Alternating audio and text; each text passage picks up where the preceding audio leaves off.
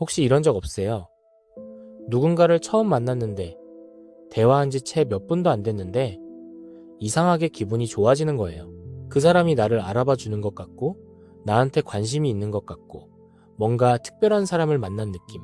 처음 보는 사이인데도 오래 알고 지낸 것처럼 편하고 대화가 술술 풀리고 웃음도 잘 나와요. 그런데 그날 밤 집에 돌아와 침대에 누웠는데 문득 이런 생각이 드는 거예요. 어? 나 오늘 내 얘기를 얼마나 했지? 그리고 더 이상한 건 그렇게 좋았는데도 왠지 모르게 몸이 조금 피곤한 거예요. 분명 즐거웠는데 이상하게 진이 빠진 것 같은, 마치 좋아하는 놀이기구를 실컷 타고 내려왔는데 다리가 후들거리는 그런 느낌. 그 감각, 정확히 뭐였을까요? 이 채널에서는 사람의 마음이 어떻게 움직이고 또 어떻게 조종당하는지를 계속 들여다봐 왔어요. 그런데 오늘 이야기는 조금 특별해요. 방금 그 장면, 처음 만난 사람 앞에서 이유 없이 기분이 좋아졌다가 이유 없이 진이 빠지던 그 순간이요. 그게 우연이 아닐 수 있거든요.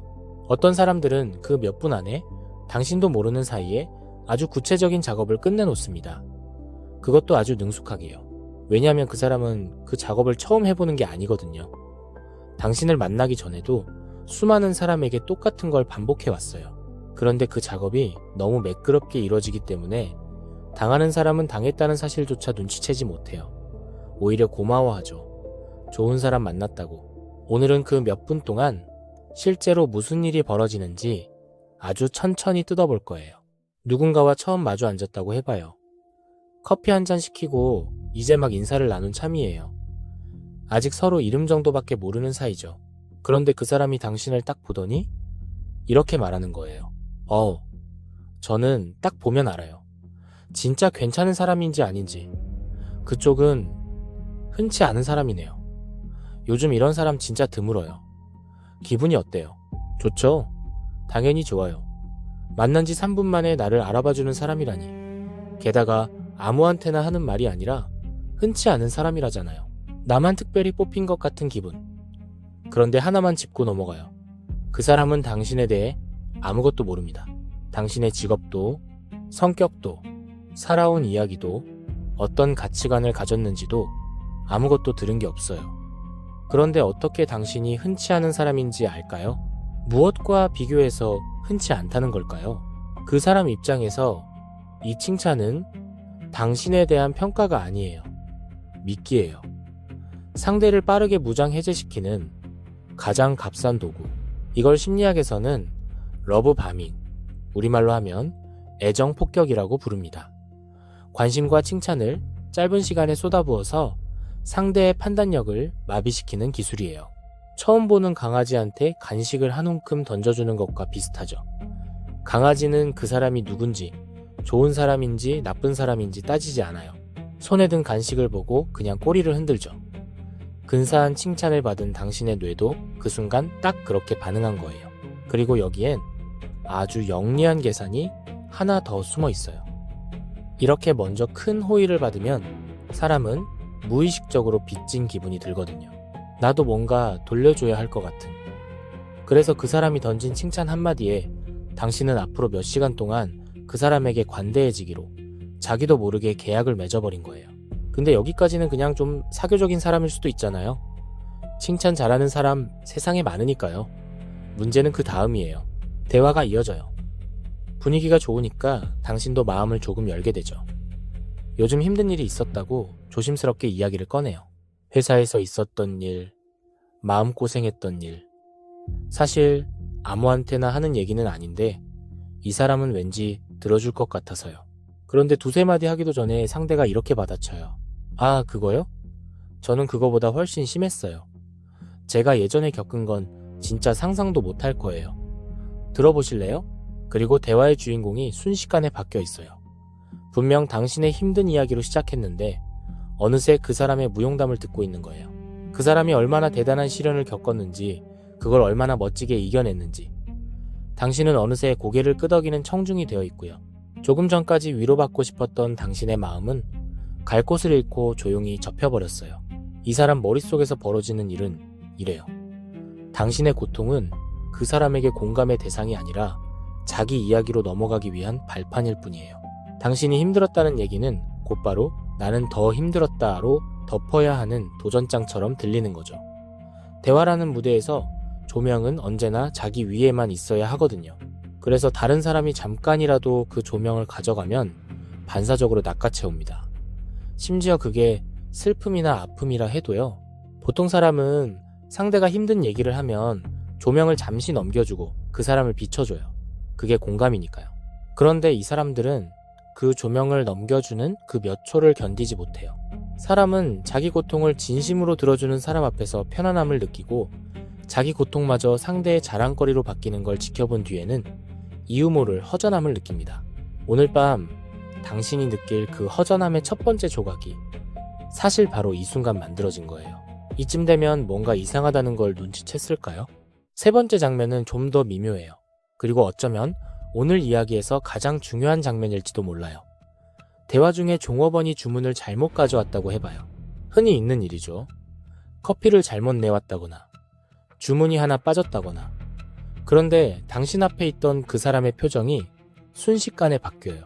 방금 전까지 당신한테 그렇게 다정하게 웃으며 눈을 맞추던 사람이 종업원한테는 눈도 안 마주치고 낮고 차가운 목소리로 이렇게 말하는 거예요.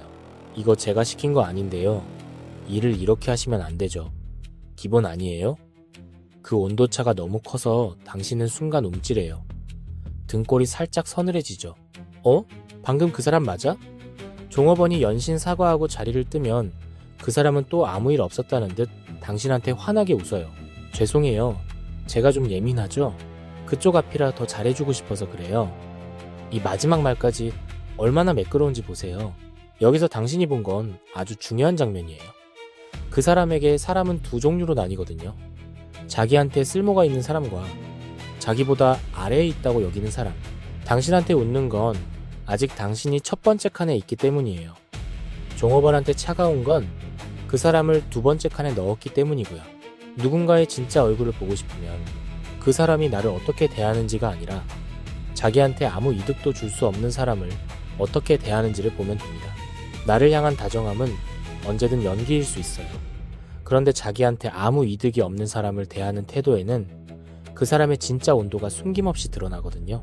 당신을 향한 그 다정함은 사실 당신이 아직 쓸모있는 사람이라는 뜻일 뿐이에요. 그리고 이 장면에는 사실 하나 더 숨어 있어요. 당신은 방금 이 사람이 순식간에 얼굴을 바꿀 수 있는 사람이라는 걸 두 눈으로 봤어요. 웃던 얼굴에서 차가운 얼굴로, 그리고 다시 웃는 얼굴로 몇 초 만에요.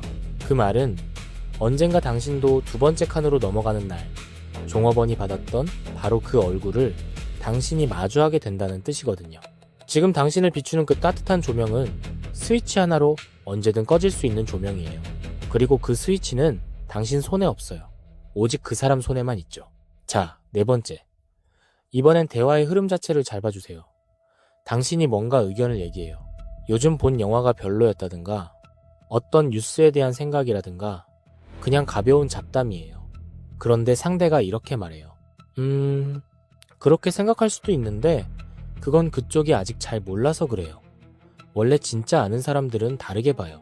나중에 더 알게 되면 제 말이 무슨 뜻인지 이해할 거예요. 순간 당신은 살짝 작아져요. 내가 뭘 잘못 알았나? 내가 너무 얕게 생각했나? 그리고 자연스럽게 그 사람의 의견을 따라가게 되죠. 반박하려던 말은 목구멍에서 삼켜지고요. 어느새 대화의 기준점이 당신이 아니라 그 사람이 되어 있어요. 옳고 그름을 판단하는 저울이 슬그머니 그 사람 쪽으로 넘어가 버린 거예요. 이건 아주 조용한 기술이에요. 상대를 대놓고 무시하지 않아요. 당신은 틀렸다고 하면 사람이 반발하거든요. 자존심이 상하니까요. 대신 당신은 아직 모른다고 해요. 그러면 반발 대신 자기 의심이 생기죠. 틀렸다는 말은 나를 방어하게 만들지만 아직 모른다는 말은 나를 부족하게 느끼게 만들거든요.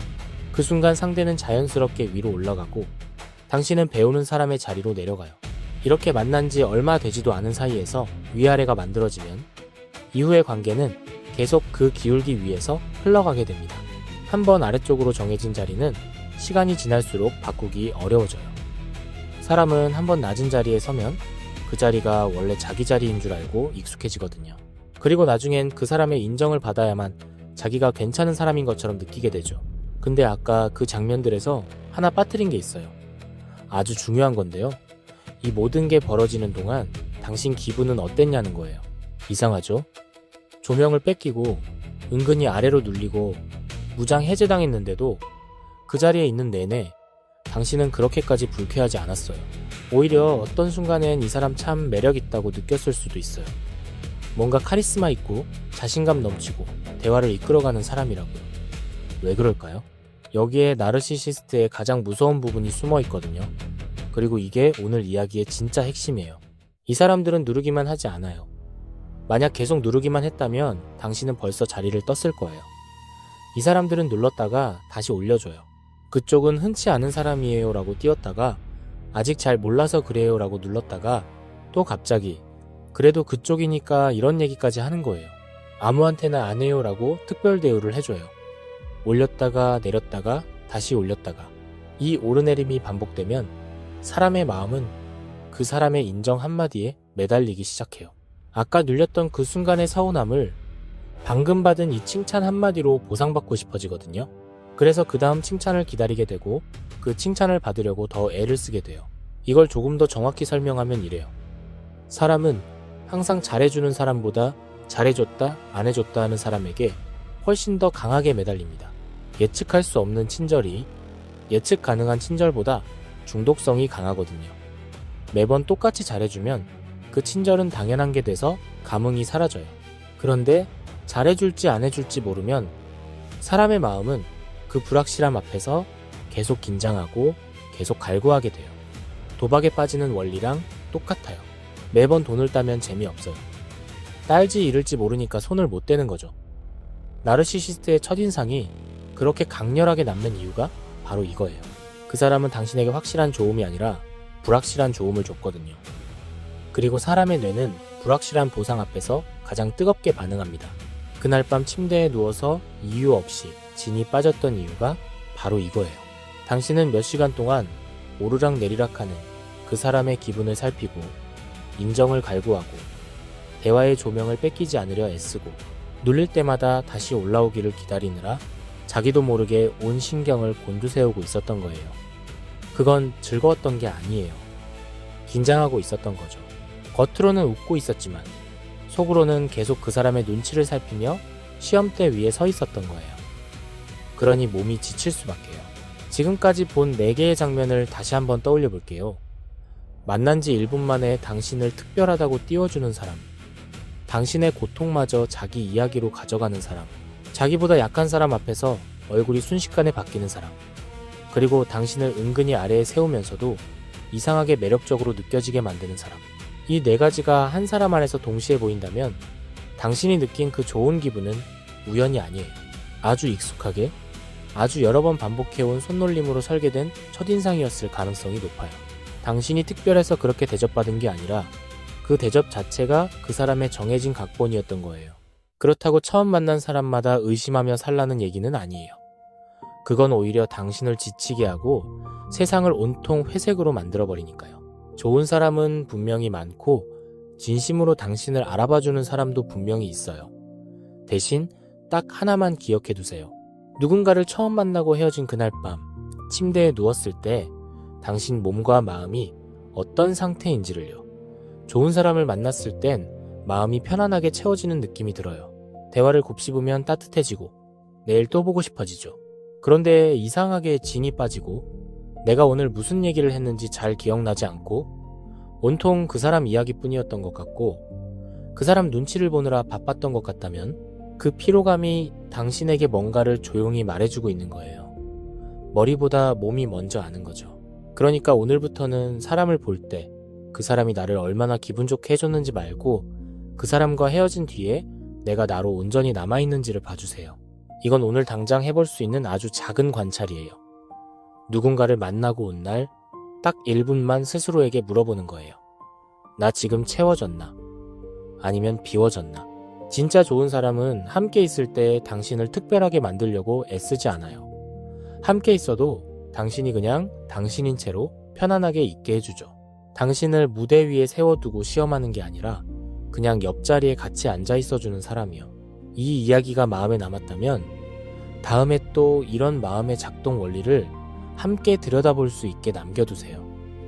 그리고 마지막으로 하나만 떠올려 볼게요. 지금 이 이야기를 듣는 동안 혹시 특정한 누군가의 얼굴이 자연스럽게 떠오르지 않았나요? 그 사람은 당신과 함께 있을 때 당신을 특별하게 만들어주는 사람인가요? 아니면 당신을 당신이 아니게 만드는 사람인가요?